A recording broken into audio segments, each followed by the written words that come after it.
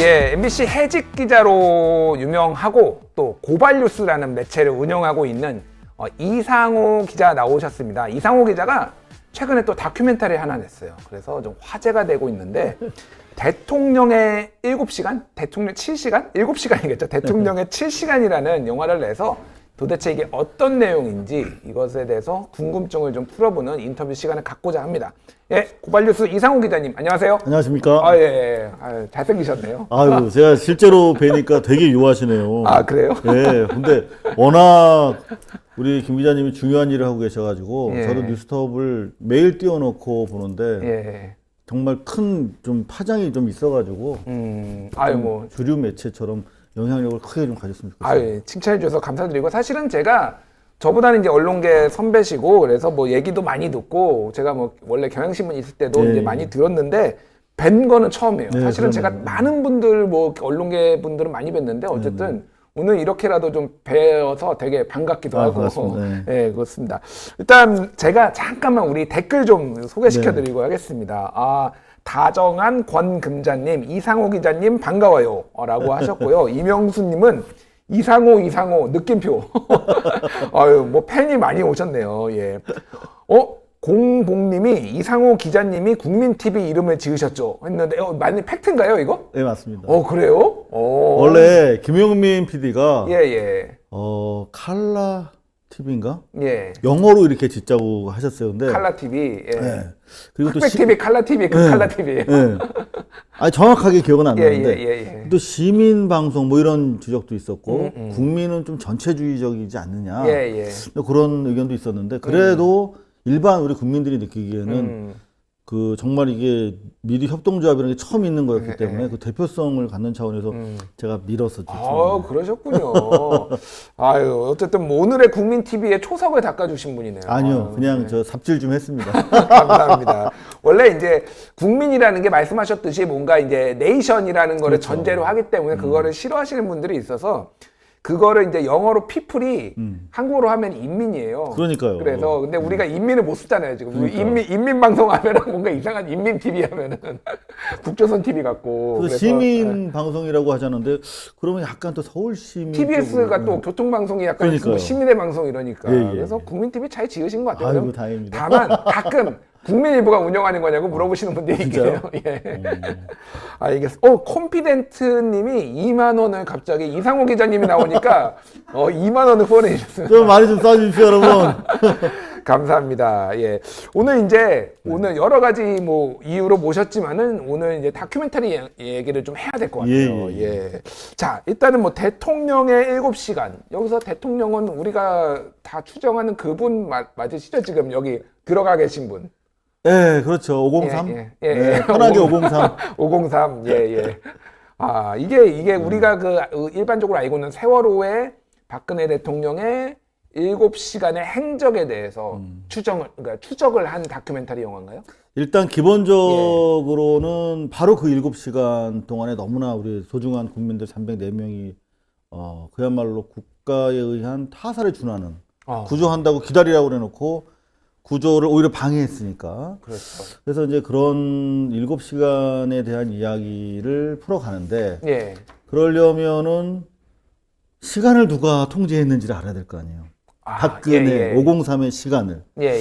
그래서 박근혜의 시간과 꿈, 뭐 그런 것에 대한 추적이에요. 사실 조금 약간 좀, 결이 다른 다큐입니다. 네. 그러면은, 그러니까 어느 정도는 지금 뭐 조사를 통해서 이제 밝혀졌어요. 7시간 동안 뭐 했는지 검찰이 예전에 이제 발표도 했는데 그런 행적과는 약간 다른 식의 접근인 건가요? 그러니까 약간 그렇죠. 궁금해요. 네, 기본적으로 행적은 쭉 지금 나와 있고 예. 과거에 이제 옛날 503 집권 하에 청와대에서도 막 타임테이블을 이렇게 뽑아놨었고 그렇죠. 그 이후에도 또 나온 게 있는데 안 맞죠. 안 맞죠. 하지만 뭐 대충 드러난 부분이 있어요. 근데 여하튼 그런 기본적인 골간을 기초로 하되 7시간을 누가 어떻게 규정했는지 하는 약간 연대기적인 과거 최태민 씨로부터 쭉 이어지는 추적의 과정이 사실은 그러니까 주된 내용입니다. 결과적으로 세월호는 우리는 이제 침몰하는 거를 재난 상황을 목격을 했어요. 그게 상징되는 게 박근혜 7시간이고 그렇죠. 이 박근혜의 7시간의 공백을 만든 것은 도대체 과거에 어떤 요인들이 영향을 미쳐서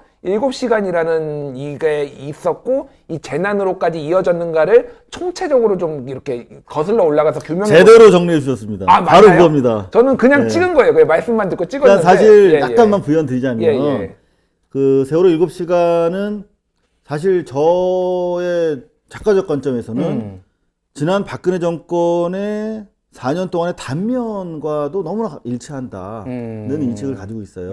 예. 그 뭐 단면 하루하루가 이어져서 4년이 되듯이 그렇죠. 저는 그 7시간 불통과 어떤 국가 부재 상태의 7시간이 예. 쭉 이어졌다고 보고 그러면 시원이 어떻게 되느냐라고 하는 걸 좀 추적한 그런 영화입니다. 알겠습니다. 일단 그러면은 저희 티저 영상을 보기 전에 안상근 님이 2만 원을 후원해 주셨습니다. 감사합니다. 감사합니다.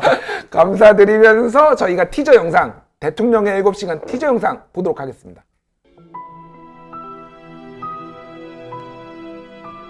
(2012년) 대통령 선거가 연말로 다가왔지만 언론들은 여당 후보 박근혜의 꿈과 시간은 물론 눈에 보이는 것들에조차 별 관심을 보이지 않고 있다. 이 영상은 박근혜의 꿈과 시간을 지배한 사람들에 대한 믿기 어려운 추적의 기록이 될 것이다.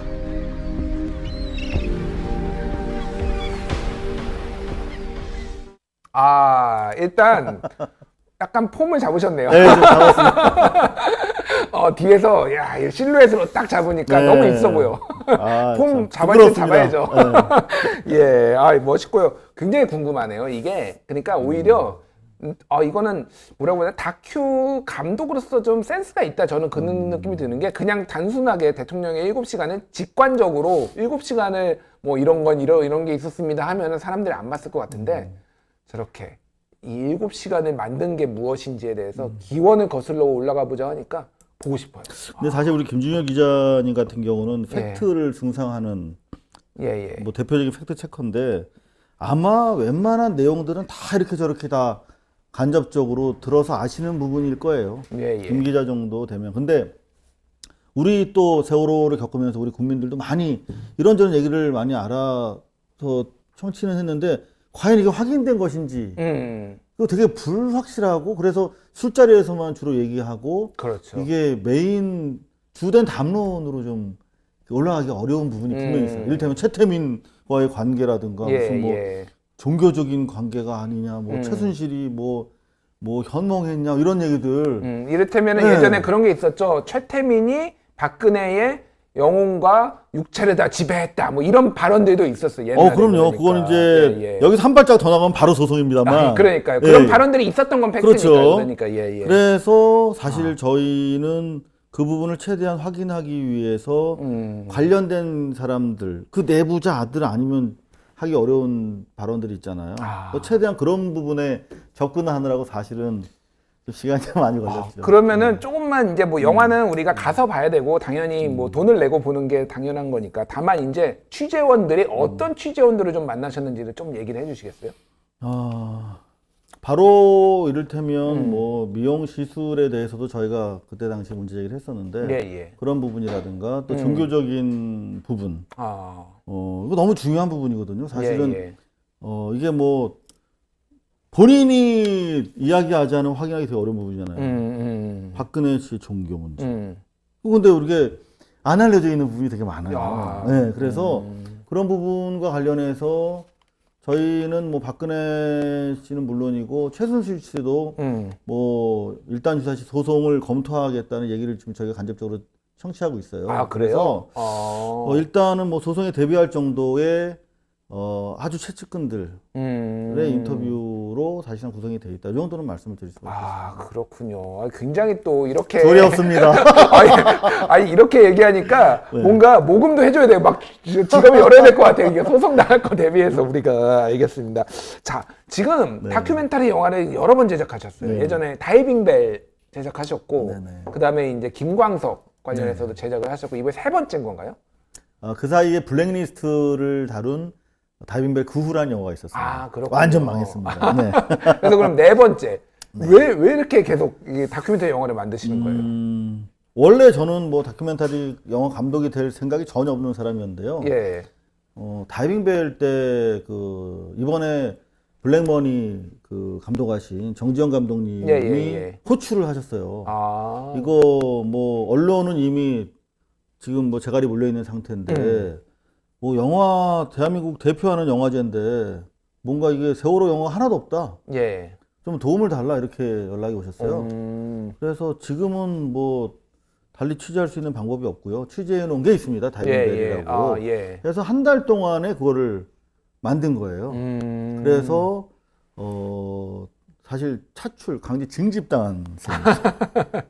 얼떨결에. 근데 그때 영화를 통해서 싸워보니까 예. 기자가 기사를 통해서 팩트로 물론 싸움을 하는 것도 중요하지만 영화는 지금 제가 기자면 저를 이렇게 불러서 인터뷰 안 해주실 거 아니에요. 아유, 그런 건 아니죠. 또 감독으로서 영화가 있으니까 이렇게 만나 뵙고 또 그런 건 있죠. 예. 이야기하고 할 수가 있더라고요. 그래서 좀 아젠다 세팅하기에 상당히 좀 괜찮은 매체 같아서. 스토리텔링에 또 힘이 있잖아요. 스토리텔링에 그러니까요. 힘이 있어서 이게 팩트만 또 제가 팩트 체커로 활동을 하긴 하지만은 팩트에 힘이 있지만은 또 팩트만 나열해서는 사람들을 움직일 수 없는 부분이 있더라고요. 확실히 그렇죠. 그거를 그러니까 이를테면 스토리텔링이 신문 기자도 얼마나 맛깔나게 글을 쓰는가, 예. 구성이라든가 그런 것도 중요하듯이 말이죠. 아, 그럼요. 예, 알겠습니다. 저 그럼 우리가 또 궁금한 게 있는데요.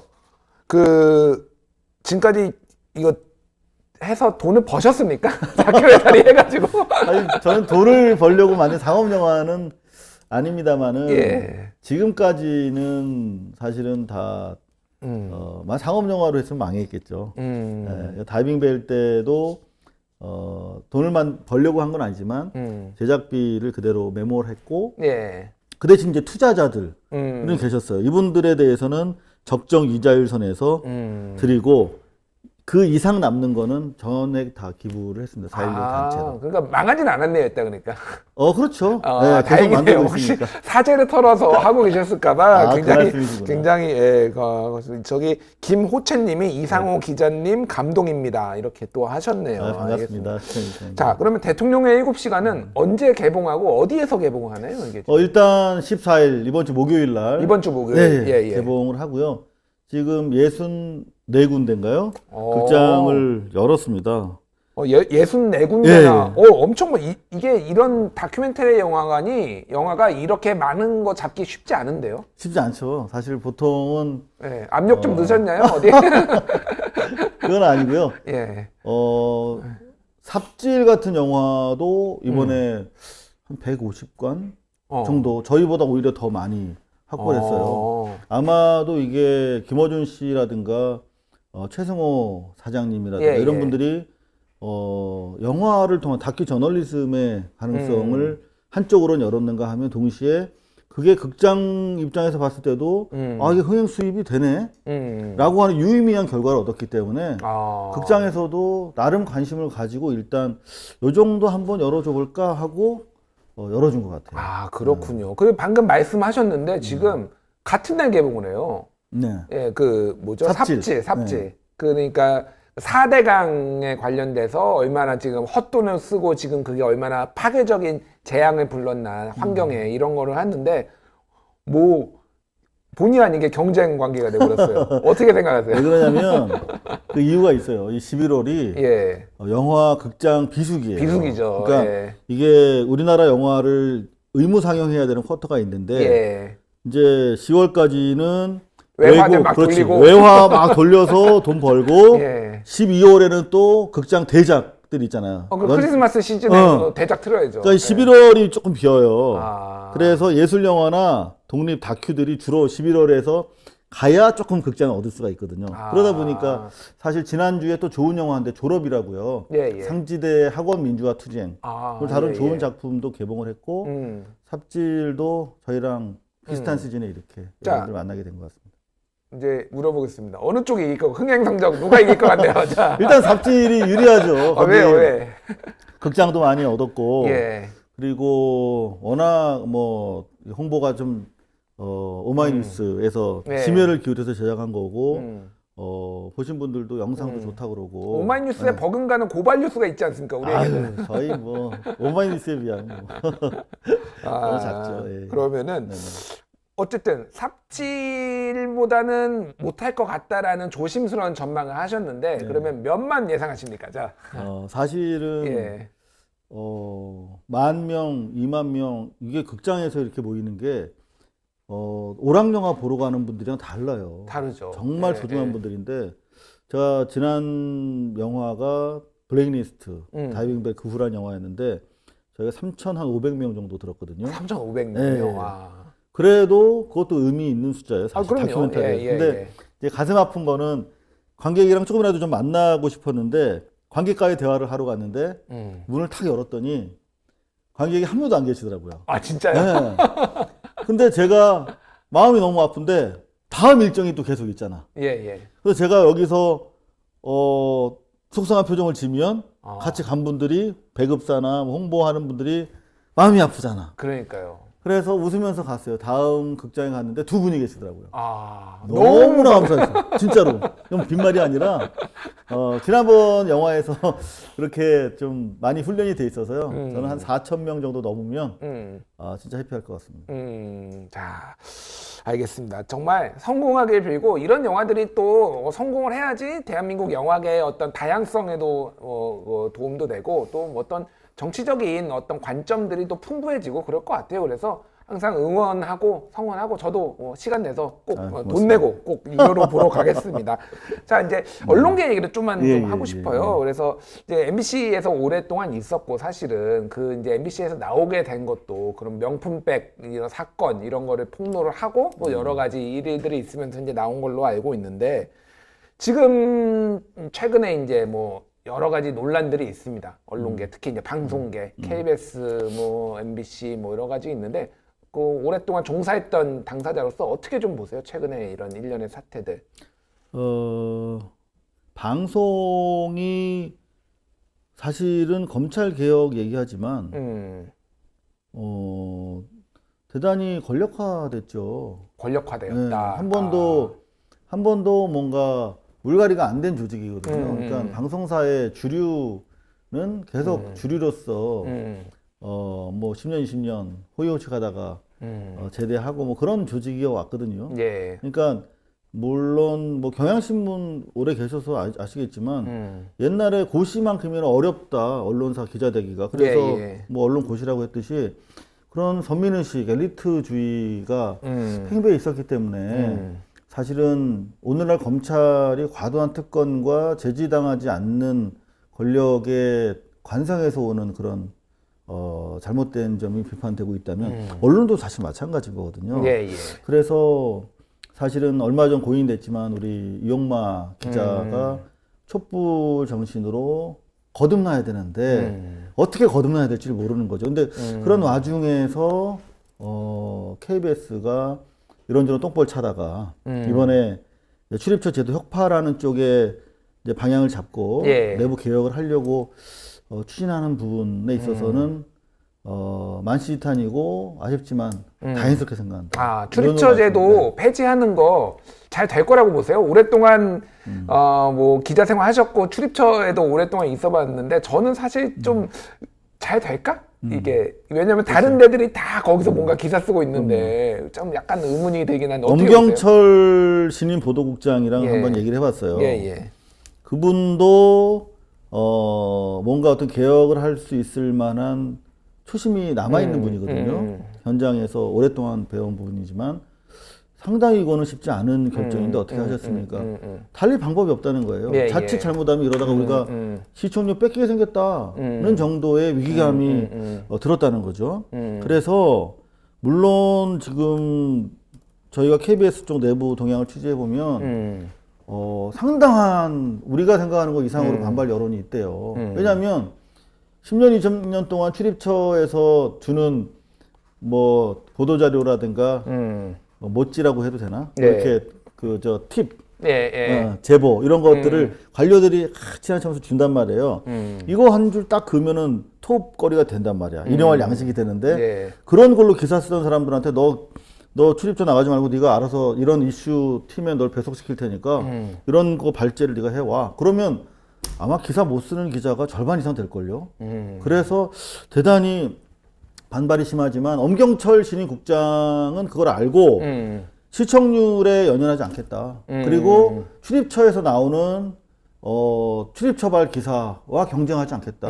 이런 얘기를 하고 있거든요. 그래서 일단 마음의 준비는 된 것 같다. 우리가 좀 외부에서 시민사회가 좀 응원해 줄 필요가 있지 않는가, 이거는. 만약에 그거를 하려고 한다라면은 KBS가 그나마 가능한 거죠. 왜냐하면은 수신료로 어쨌든 그러니까요. 수신료로 상당 부분이 운영이 되고 있으니까 그나마 가능하지 않을까. 그런 개혁이나 이런 것도 KBS가 선도해서 그렇죠. 해야 되지 않을까 그런 생각이 들고요. 몇 가지 더 질문을 드리겠습니다. 그 김광석 씨 그 제목이 뭐였죠? 영화 김광석이었습니다. 영화 김광석이었죠. 그거 같은 경우에는 약간 논란이 있었어요. 네, 논란이 컸죠. 예, 네. 서혜순 씨. 그래서 이거 음모론 아니냐, 뭐 이제 이런 얘기도 있었고, 그 이제 부인은 굉장히 크게 반발을 했고, 뭐 이런 소송건이 진행이 예, 복잡하게 진행 중입니다. 예, 그러니까요. 그거는 좀 어떻게 지금 뭐 생각을 하세요? 그 부분에 있어서. 이게 조금 보시기에 복잡하실 거고 어떤 사안을 언론들이 막 어떤 일이 터져서 막 달라들어서 집중적으로 보도를 양산하면 이 본질이 뭐였더라 이렇게 약간 헷갈리시는 경우가 있어요. 뭐 조국 사태도 약간 그러니까 그랬어요. 막 뭐 이게- 이게 어디로 가고 있지? 막 이게 이런 아주 게. 심플합니다. 그러니까 예. 영화가 있고요. 예. 그리고 영화 외적인 SNS에서 한 제가 발언이 있어요. 예, 예. 근데 영화와 관련해서는 가처분의 대법원까지 갔고 예. 민사 1심에서도 이 영화는 공적 관심을 충분한 자료를 가지고 거론한 공익적인 국민 알 권리를 이용한 영화다. 명예훼손 소지가 없다. 소지가 없다. 영화는. 영화는. 아, 예, 예. 그래서 영화 지금 계속 상영하고 있어요. IPTV에서. 음. 근데 이제 지금 현재 쟁점이 되고 있는 나머지 문제가 네가 SNS를 통해서 그 서혜순 씨 부인을 예. 과도하게 공격했다. 공격했다. 고개 모욕과 명예훼손이 성립된다. 아. 라는 취지로 1심에서 징역 5천만 원, 이제 배상금 5천만 원을 저한테 배상금 선고한 5천만 원이요. 겁니다. 예, 예. 아우, 그래서 아니네요. 예. 이 부분에 관해서는 최근에 이재명 지사와도 관련돼 있는 부분인데 예. 제가 하지 않은 말이에요. 이를테면 아. 저는 그분에 대해서 그렇게 공격적으로 확정해서 말씀을 안 드렸는데 이분이 이를테면 연쇄살인마라고 저는 서혜순 씨한테 말씀 안 했거든요. 아, 예. 연쇄살인마라고 얘기하려면 제가 어마어마한 취재를 해야 되는 거잖아요. 예, 예. 근데 그런 얘기를 안 했는데 이분이 JTBC 나가서 이상호 기자가 나를 연쇄살인마로 매도했다. 뭐 이런 취지로 발언을 하고 아. 그리고 고소장에 보면 이상호 기자가 연쇄살인마라고 나를 매도했다. 이렇게 돼 있어요. 그래서 지금까지 보면은 요분의 고소 내용을 인용해서 그렇게 말했다면 그거는 명예훼손이 된다 해서 5천만 원이 선고가 된 건데 2심에서 충분히 다퉈볼 만한 여지가 있는 그런 상황이라고 말씀드릴 수 있습니다. 알겠습니다. 어쨌든 뭐 원만하게 잘 해결되기를 하고 뭐 어쨌든 영화에 대해서는 뭐 이제 법원에서도 이거는 보도할 만한 그러니까 상영할 만한 가치가 있고 공익적인 거에 부합한다라고 이제 판단이 내려졌다라는 거 잘 모르시는 분들이 많을 거예요. 네네. 그거에 대해서 그래서 어쨌든 예, 뭐 그렇게 뭐 원만하게 잘 해결되기를 저희 시청자분들도 아마 기대를 할 겁니다. 무리를 끼쳐서 예. 늘 죄송합니다. 뭔가를 열심히 하다 보면은 또 이렇게 뭐 뭔가 이게 딸려오는 것들도 있어요. 그리고 또 이 사람들이 궁금해하는 게 하나 있더라고. 윤지호 씨 건 관련해서 그것도 물어보실 줄 알았습니다. 후원금 논란의 인터뷰야.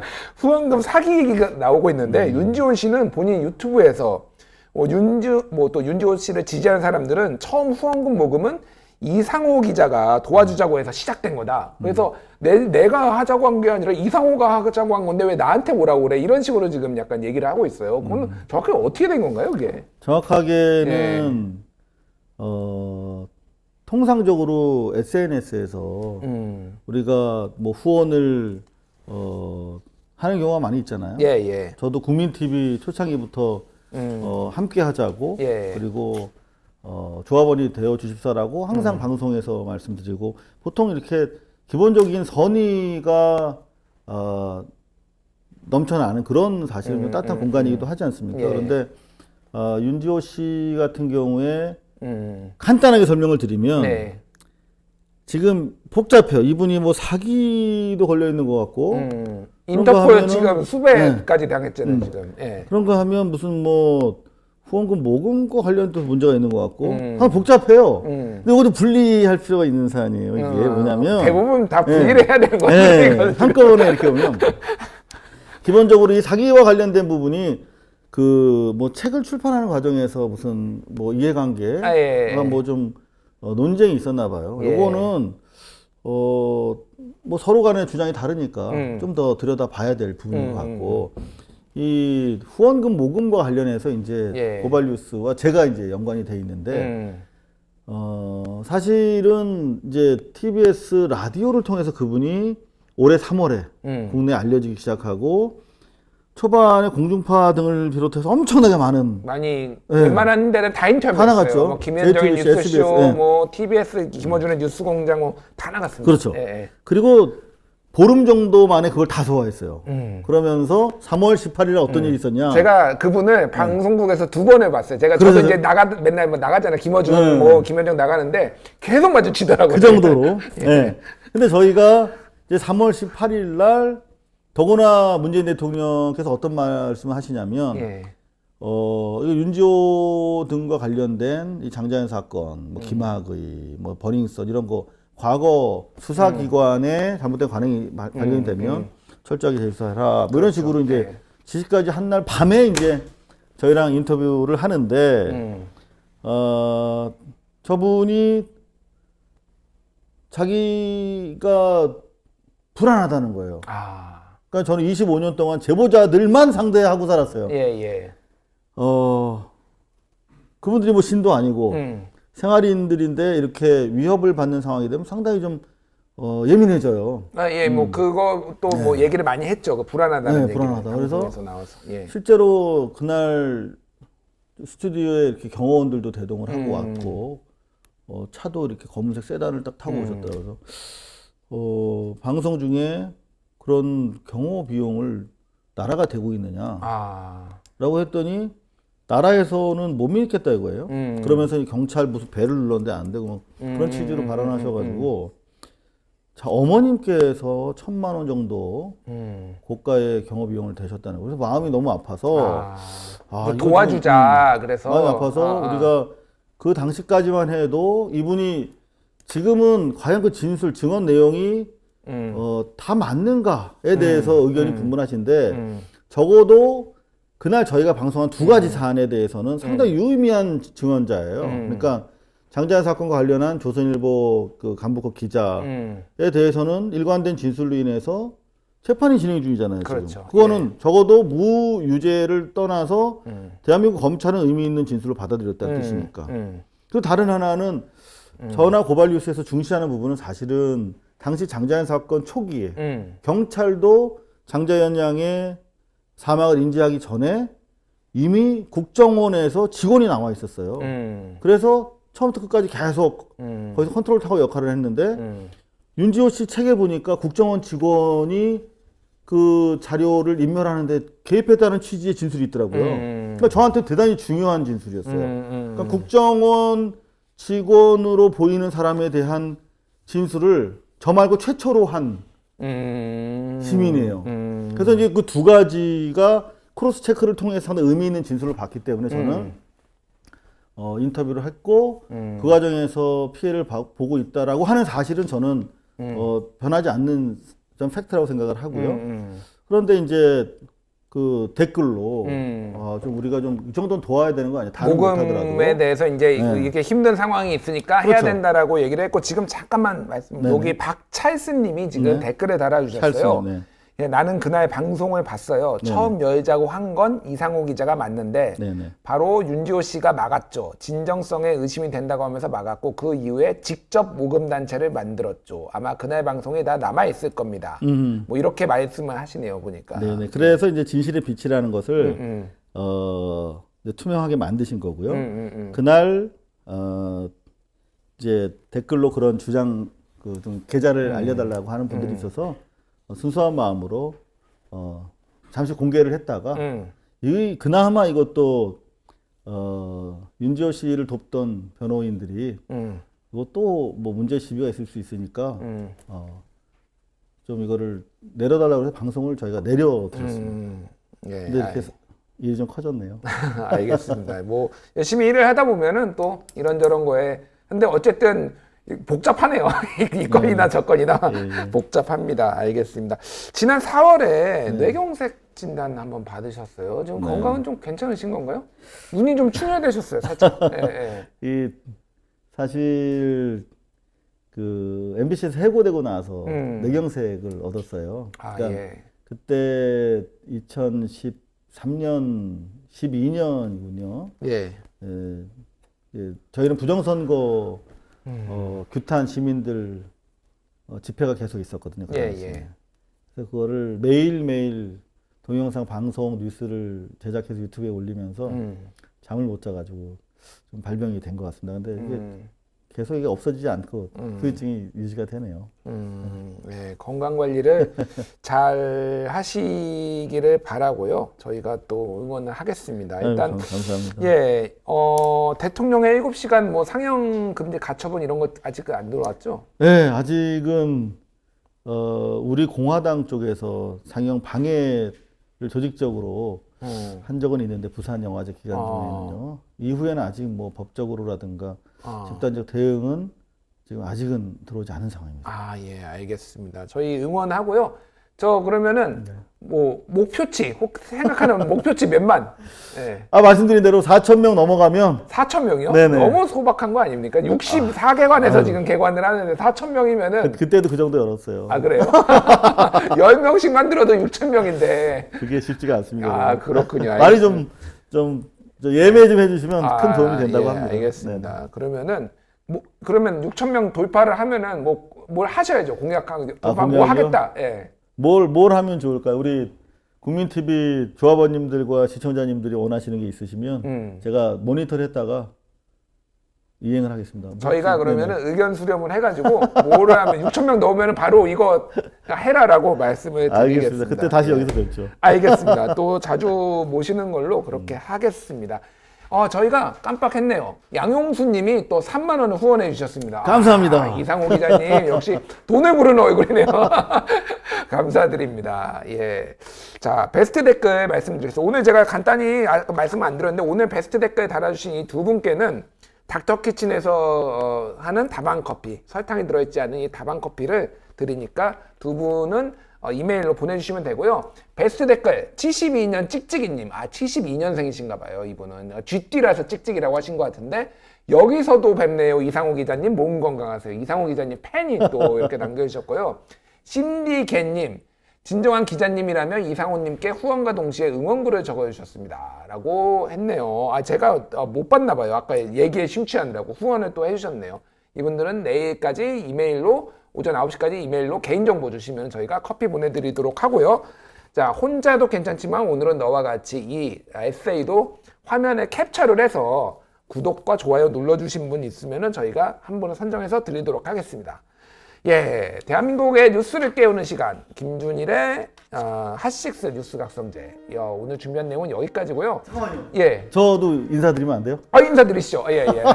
지금 깜빡했네요. 국민TV 예. 초반부터 예. 정말 잘 되길 바라는 마음으로 심부름 많이 했고요. 예. 이런저런 우여곡절이 있었지만 지금까지도 끝내 지켜주고 계신 많은 스태프님들, 조합원님들 경의를 표하고 지금 1인 유튜브 시대인데 이 정도 연륜과 인프라면 충분히 큰 거대 언론과 메인스트림 언론과 싸워서 시민적 목소리 낼 수 있는 토대라고 생각하거든요. 예. 근데 뉴스톱으로 새로운 언론 운동을 하고 있는 우리 김준일 기자가 여기서 프로그램을 한다고 해서 사실 응원하려고 왔습니다. 감사합니다. 힘내시고 예. 계속 저도 응원하도록 하겠습니다. 고발뉴스, 뉴스톡, 국민TV 다 같이 다 대한 언론으로서 또 크게 메이저 언론으로 자리 잡는 그날까지 열심히 하도록 하겠습니다. 응원하겠습니다. 예.